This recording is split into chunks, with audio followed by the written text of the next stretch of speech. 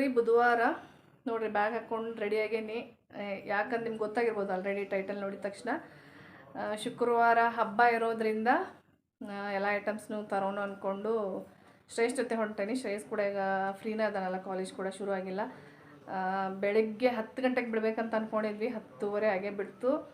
ಬೇಗ ಹೋದ್ರೆ ಬೇಗ ಬರ್ತೇವೆ, ಮತ್ತೆಲ್ಲ ಹೂವದು ಎಲ್ಲ ಫ್ರೆಶ್ ಆಗಿ ಸಿಗ್ತೈತೆ ಅಂದ್ಕೊಂಡು ಬೇಗ ಅಂದ್ಕೊಂಡಿದ್ವಿ. ಆದರೆ 10:30 ಆಯಿತು. ಅಲ್ಲಿಗೆ ಹೋಗಿ ಮುಟ್ಟೋಷ್ಟೊತ್ತಿಗೆ ಹೆಚ್ಚು ಕಮ್ಮಿ 11 ಗಂಟೆ ಆಗೇ ಆಗ್ತೈತೆ. ಮೇನ್ ಮಾರ್ಕೆಟಿಗೆ ಹೊಂಟೇವೆ ನಾವು. ಸೋಮವಾರ ಮಂಗಳವಾರನ ಎಲ್ಲ ಐಟಮ್ಸ್ನು ತೊಗೋಬೇಕಾಗಿತ್ತು. ನೆನ್ನೆ ಹಾಸ್ಪಿಟ್ಲಿಗೆ ಹೋದ್ವಿ, ಮೊನ್ನೆ ಏನೋ ಕೆಲಸ ಬಂತು, ಹಾಗಾಗಿ ಇವತ್ತು ಹೋಗೇ ಬಿಡಬೇಕು. ಇನ್ನು ಮತ್ತೆಲ್ಲ ಹೂವು ಹಣ್ಣಿಂದೆಲ್ಲ ರೇಟ್ ಡಬಲ್ ಆಗಿಬಿಡ್ತಾವಲ್ಲ, ಹಾಗಾಗಿ ಅಲ್ಲೇ ತೊಗೋಬೇಕು ಅಂತ ಹೊಂಟೇವಿ. ಬರ್ರಿ, ನಿಮ್ಮನ್ನು ಈಗ ಕರ್ಕೊಂಡು ಹೋಗ್ತೇನೆ.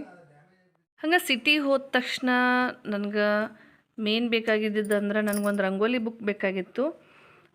ರಂಗೋಲಿ ಡಿಸೈನ್ ಬುಕ್ಕು ಅಲ್ಲಿ ನೋಡಕ್ಕೆ ಹೋದ್ವಿ ಸಪ್ನಾ ಬುಕ್ ಹೌಸ್ಗೆ. ಆವಾಗ ಇಲ್ಲಿ ನೋಡ್ರಿ ರೆಸಿಪಿ ಬುಕ್ಗಳು ಭಾಳ ಇದ್ವು. ನೋಡೋಣ ಅಂದ್ಕೊಂಡು ಯಾವುದಾದ್ರೂ ಚಲೋ ಅನ್ಸಿದ್ದು ತೊಗೊಂಡ್ರಾಯ್ತು ಅಂದ್ಕೊಂಡು ನೋಡತ್ತಿದ್ನಿ.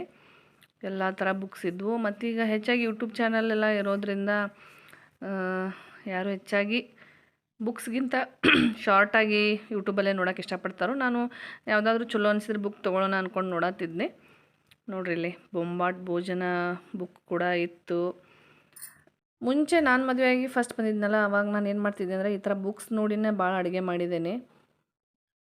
ಯೂಟ್ಯೂಬ್ ಶುರು ಆದಮೇಲೆ ಸ್ವಲ್ಪ ಅದು ಕಮ್ಮಿ ಆಯಿತು. ನಮ್ಮ ಶ್ರೇಯಸ್ ನೋಡ್ರಿ ಚಿಂಟುಗೆ ಮ್ಯಾಥ್ಸ್ ವರ್ಕ್ ಬುಕ್ ನೋಡತ್ತಿದ್ದ, ಅವನಿಗೆ ಮ್ಯಾಥ್ಸ್ ಪ್ರಾಕ್ಟೀಸ್ ಮಾಡಿಸ್ಬೇಕು ಅಂತ ಹೇಳಿ. ಸಪ್ನಾ ಬುಕ್ ಹೌಸ್ಗೆ ಹೋಗಿ ವಾಪಸ್ ಬರತ್ತೇವಿ. ಅಲ್ಲಿ ನನಗೆ ಮೇನ್ ಬೇಕಾಗಿದ್ದು ಏನಪ್ಪ ಅಂದ್ರೆ rangoli book, rangoli design book. ಅಲ್ಲಿ ಇದ್ದಿದ್ದು ಬರೀ ಚುಕ್ಕಿ ರಂಗೋಲಿ, ಅದು ದೊಡ್ಡ ದೊಡ್ಡ ಚುಕ್ಕಿ ಇಟ್ಟು ಮಾಡುವಂಥ ರಂಗೋಲಿ ಇತ್ತು. ಆ ಥರದ್ದು ನಂಗೆ ಸರಿ ಹೋಗಂಗಿಲ್ಲ.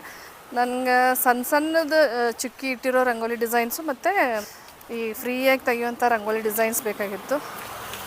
ಅದಿರಲಿಲ್ಲ. ಜಸ್ಟ್ ಚಿಂಟುಗೆ ಮ್ಯಾಥ್ಸ್ ವರ್ಕ್ ಬುಕ್ ಅಷ್ಟು ತೊಗೊಂಡು ಹೊಂಟೇವಿ. ಇನ್ನೂ ನಾವು ಮೇನ್ ಮಾರ್ಕೆಟಿಗೆ ಹೋಗಿಲ್ಲ. ಸಪ್ನಾ ಬುಕ್ ಹೌಸಿಗೆ ಬಂದು ಆಲ್ಮೋಸ್ಟ್ ನಾನು ಒಂದು 7-8 ವರ್ಷ ಆಗಿತ್ತು ನಾನು ಸಪ್ನಾ ಬುಕ್ ಹೌಸ್ಗೆ ಹೋಗಿ. ಇನ್ನೂ ಭಾಳ ಇದ್ದು ಅಲ್ಲಿ, ಭಾಳ ಇಷ್ಟ ಆಗಿದ್ವು.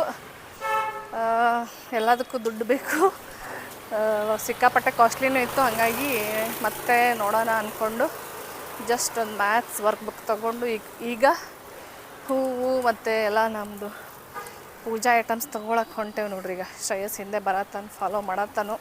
ಹನ್ನೊಂದು ಆಯ್ತು ಈಗ ಟೈಮು.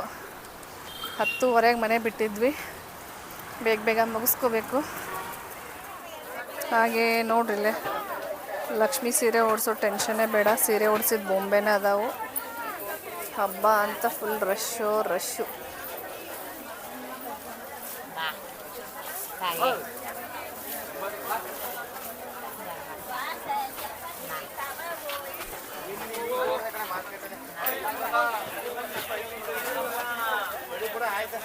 ಹೇಗೆ ಒಂದು ಮಾರು?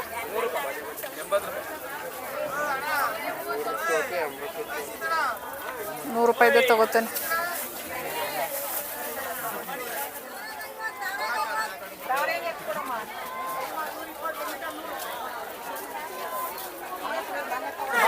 ಎಷ್ಟು ಕೇಳಲ್ಲಿ?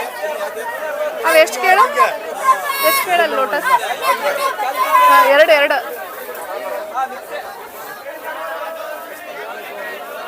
1/4 kg ಕೊಡಿ. ಪರ್ಪಲ್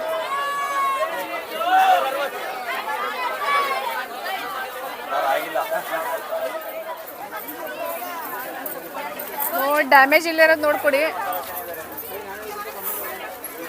ವಿಡಿಯೋ ಯೂಟ್ಯೂಬ್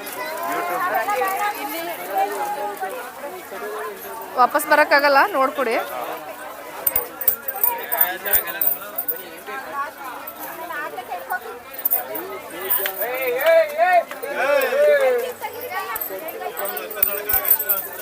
ಒಂದು ನಿಮಿಷ ಈ ಕಡೆ ಬರ್ತೀನಿ. ಹೇಗೆ ಇದೆಲ್ಲ ಮುಖ?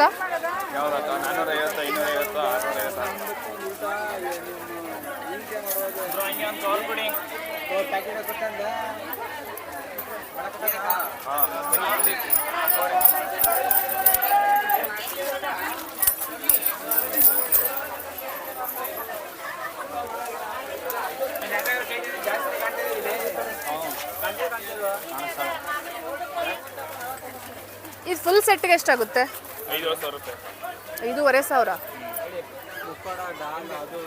ಅಲ್ಲ ಬೇರೆ ದಿನ ಕಮ್ಮಿ ಅನ್ಸುತ್ತಲ್ಲ, ಇವತ್ತೇ ರೇಟ್ ಇರ್ಬೋದು ಅಲ್ವಾ? ಬೇರೆ ದಿನ ಬಂದರೆ, ಹಬ್ಬ ಮುಗಿದ್ಮೇಲೆ ಬಂದರೆ ಮತ್ತೆ ಇವೆಲ್ಲ ತೊಗೋಬೇಕಲ್ಲ ಐಟಮ್ಸ್.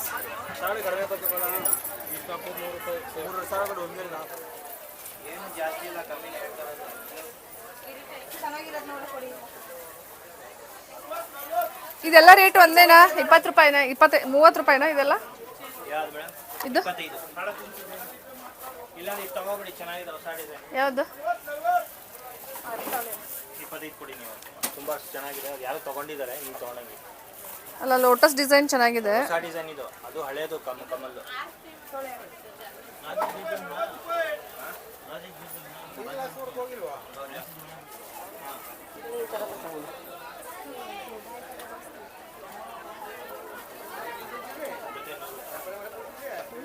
ನಂಬರ್ ಹಿಂಗೆ ಇದು ಮಳೆ ಬೇಡ ನಿಮಗೆ.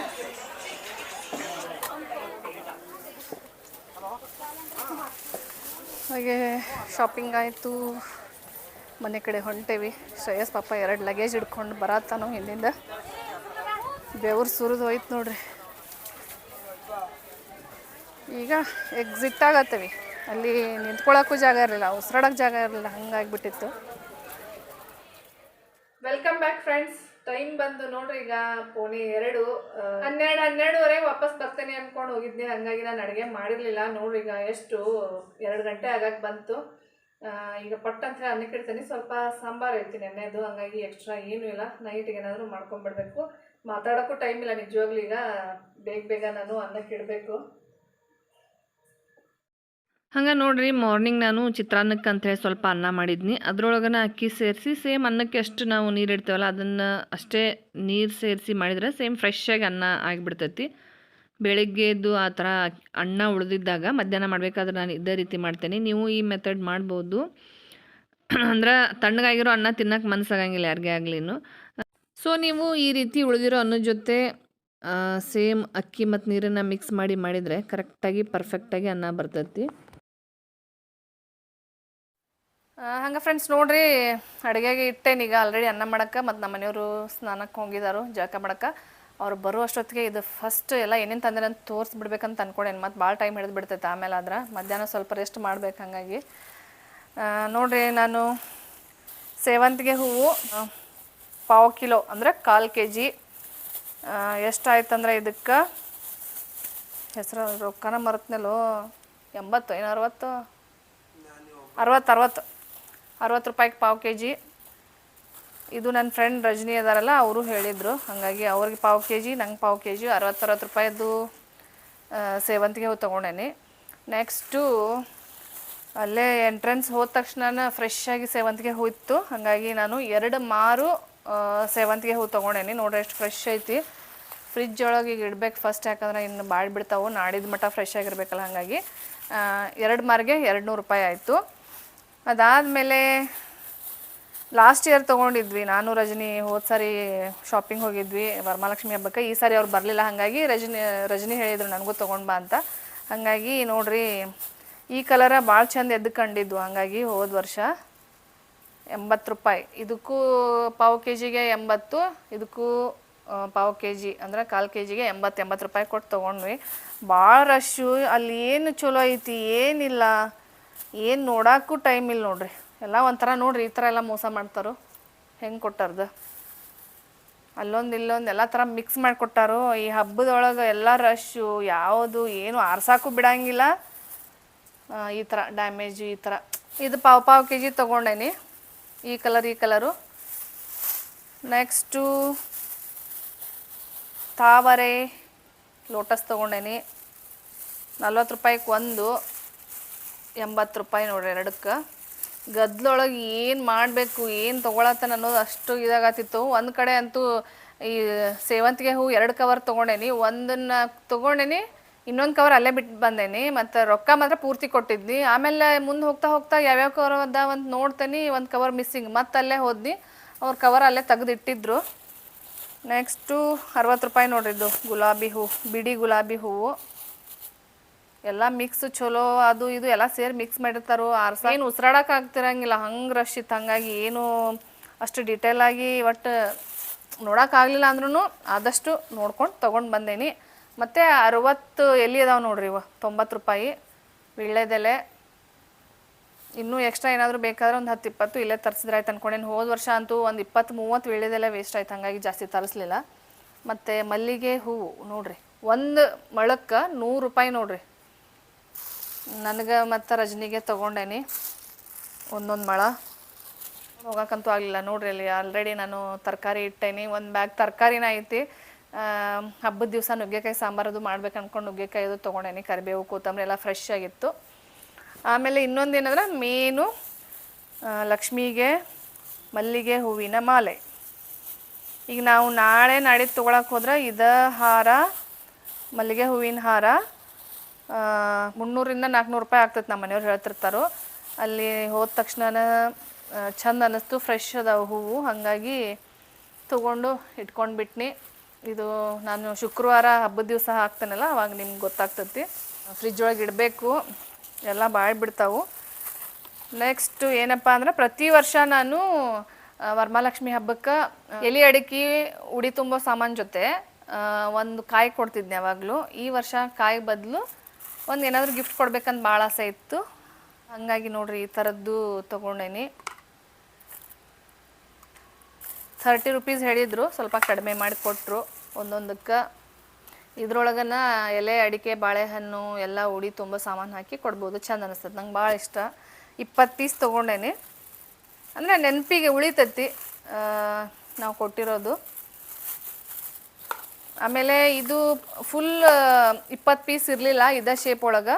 ಮತ್ತು ಈ ಪೀಸ್ ಒಳಗೆ ತೊಗೊಂಡೇನಿ ನೋಡಿರಿ, 8 ಪೀಸ್ ಈ ಥರದ್ದು ತೊಗೊಂಡು. ಇಲ್ಲಿ ಅರಿಶಿನ ಕುಂಕುಮದ ಬಟ್ಲು ಇಡ್ಬೋದು ದೇವ್ರ ಮನೆಯೊಳಗೆ, ಅದು ಕೂಡ ಚಂದ ಅನಿಸ್ತೈತೆ. ಹಾಗಾಗಿ ಈ ಥರದ್ದು 8 ಪೀಸ್ ತೊಗೊಂಡೇನಿ. ಆಮೇಲೆ ಈ ಥರದ್ದೊಂದು 12 ಪೀಸು ಡಿಫ್ರೆಂಟಾಗಿ 2 ಥರ ಅದಾವು. ಮತ್ತು ಹಬ್ಬದ ದಿವಸ ಊಟಕ್ಕಂತ ಹೇಳಿ ಒಂದು ಸ್ವಲ್ಪ ಎಲೆ ತೊಗೊಂಡೆ ನಾನು, ಬಾಳೆ ಎಲೆ. ನೈವೇದ್ಯನೂ ಇದ್ರಾಗ ಹಾಕಿಟ್ರೆ ಚಂದ ಅನಿಸ್ತತಿ. ಆಮೇಲೆ ಬಳೆ ತೊಗೊಂಡೇನಿ.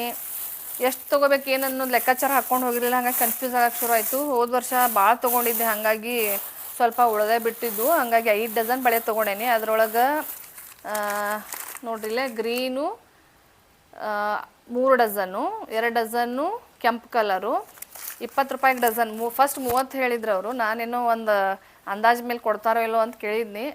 30ರಿಂದ 20ಕ್ಕೆ ಬಂದರು. ಹಾಗಾಗಿ 20 ಡಜನ್ನು, 20 ರೂಪಾಯಿಗೆ ಡಜನ್ನು 5 ಡಜನ್ ತೊಗೊಂಡೇನಿ. ಹಸಿರು ಮತ್ತು ಬಾಳೆ, ಹಸಿರು ಮತ್ತು ಕೆಂಪು 3, ಹಸಿರು ಕೆಂಪು 2 ಸೇರಿಸಿ ಕೊಟ್ರೆ ಚಂದ ಅನಿಸುತ್ತೆ, ಕಲರ್. ಹಾಗಾಗಿ ತೊಗೊಂಡೇನಿ. ಕಡಿಮೆ ಅನಿಸಿದ್ರೆ ಇಲ್ಲೇ ನಮ್ಮ ಮನೆ ಹತ್ರನೇ ಒಂದು ಸಣ್ಣ ಮಾರ್ಕೆಟ್ ಐತಿ, ಸೂರ್ಯ ಬೇಕ್ರಿ ಅಂತೇಳಿ. ತೆಂಗಿನಕಾಯಿ ಜುಟ್ಟು ಇರ್ತೈತಲ್ಲ, ಅದ್ರ ಮೇಲೆ ಇಟ್ಟರೆ ಹೂವಿನ ಹಾರ ಎಲ್ಲ ಹಾಕಕ್ಕೆ ಈಸಿ ಅನಿಸ್ತೈತೆ ಅಂತೇಳಿ ಇದೊಂದು ತೊಗೊಂಡೇನಿ, 100 ರೂಪೀಸು. ಮತ್ತು ಅರಿಶಿನ ಕುಂಕುಮ ಅಂತೂ ಆಲ್ರೆಡಿ ಇತ್ತು ಮನೆ ಒಳಗೆ. ಗೋಪುರಮ್ದು 2 ಪ್ಯಾಕೆಟ್ ತೊಗೊಂಡೇನಿ. ಕಡಿಮೆ ಅನಿಸಿದ್ರೆ ತರಿಸೋಣ ಅಂಥೇಳಿ. ಮತ್ತು ಸುಮ್ಮನೆ ತಂದು ಇಟ್ಟು ಅದು ಸುಮ್ಮನೆ ಹುಳ ಆಗ್ತವೆ, ಹಾಗಾಗಿ ಸಾಕಿಷ್ಟು ಅಂದ್ಕೊಂಡು ತೊಗೊಂಡೇನಿ ಅರಿಶಿನ ಕುಂಕುಮ. ಮತ್ತು ಪೂಜೆಗೆ ಗೆಜ್ಜೆ ವಸ್ತ್ರ ಬೇಕೇ ಬೇಕು. ನಮ್ಮ ಮನೆಯಾಗಂತೂ ಖಾಲಿ ಆಗಿತ್ತಲ್ಲ, ಸೊ ಒಂದು 3 ಪ್ಯಾಕೆಟ್ ಅಷ್ಟು ಗೆಜ್ಜೆ ವಸ್ತ್ರ ತೊಗೊಂಡೇನಿ. 3 ಅಲ್ಲ 4 ಪ್ಯಾಕೆಟು. ಉಳಿದಿರೋದು ಹಣ್ಣುಗಳು ತೊಗೋಬೇಕು, ನಮ್ಮ ಮನೆಯವ್ರು ತರ್ತೇನೆ ಅಂದ್ರೆ ಇಲ್ಲೇ. ಅದಾದಮೇಲೆ ಬಾಳೆ ದಿಂಡು ಬೇಕಲ್ಲ ಸೈಡ್ ಒಳಗೆ ಇಡಕ್ಕೆ, ಅದೆಲ್ಲ ಏನು ಉಳಿದಿರೋದು ಇನ್ನೇನಿದೆಲ್ಲ ಬಿಟ್ಟು ಉಳಿದಿರೋದೆಲ್ಲ ನಮ್ಮ ಮನೆಯವ್ರು ತರ್ತಾರೋ. ಇಷ್ಟು ತೊಗೊಂಡು ಬಂದೇನೆ. ಇಷ್ಟು ತರಕನ ಅರ್ಧ ದಿವಸ ಬೇಕಾಯ್ತು ನೋಡ್ರಿ. ಹಂಗೆ ನೋಡಿರಿ, ಶ್ರೇಯಸ್ ಊಟಕ್ಕಿಗೆ ಹಪ್ಪಳ ಕರಿಯಾಕತ್ತಾನು. ಬಿಸಿ ಅನ್ನ ಸಾಂಬಾರು ನೆನೆದು ಆಯಿತು. ಹೆಂಗೋ ಮಧ್ಯಾಹ್ನದ ಊಟ ಇವತ್ತು ಆಯಿತು. ಬಿಸಿ ಊಟ ಮಾಡಬೇಕು ನೋಡ್ರಿ. ನನ್ನ ಫೇವ್ರೇಟು ಮಜ್ಜಿಗೆ ಮೆಣಸಿನ್ಕಾಯಿ. ಇವು 2 ಮೆಣಸಿನ್ಕಾಯಿ ಇದ್ಬಿಟ್ರೆ ನನಗೆ ಊಟ ಡಬಲ್ ಹೋಗ್ತೈತಿ. ನಂಗೆ ಭಾಳ ಇಷ್ಟ ಖಾರ. ನಮ್ಮ ಮನೆಯೊಳಗೆ ನಾನೇ ಖಾರ ಇಷ್ಟಪಡೋದು. ಇದನ್ನು ಮೊನ್ನೆ ನಾನು ಹೋಗಿದ್ನಲ್ಲ, ಎಲ್ಲ ಐಟಮ್ಸ್ ತರಬೇಕು ಅಂಥೇಳಿ ಹೋದಾಗ, ಗ್ರೋಸರಿ ಐಟಮ್ಸ್ ತರೋವಾಗ 1 ಪ್ಯಾಕೆಟ್ ತಂದೇನಿ. ಡೈಲಿ ಮಧ್ಯಾಹ್ನ ಏನಾದರೂ ಊಟ ಮಾಡ್ತಿರ್ತನಲ್ಲ, ಆವಾಗ 1-2 ಕರ್ಕೊಳ್ಳೋದು, ತಿನ್ನೋದು. ಚಪಾತಿನ ತಿನ್ನಲಿ ಅನ್ನನ ತಿನ್ನಲಿ, ಇವೆರಡು ಇದ್ಬಿಟ್ರೆ ಸಾಕು ನೋಡಿರಿ ಮೆಣಸಿನ್ಕಾಯಿ. ಬರೀಗ ಊಟ ಮಾಡೋನು, ಸಿಕ್ಕಾಪಟ್ಟೆ ಹಸು ಆಗೈತಿ.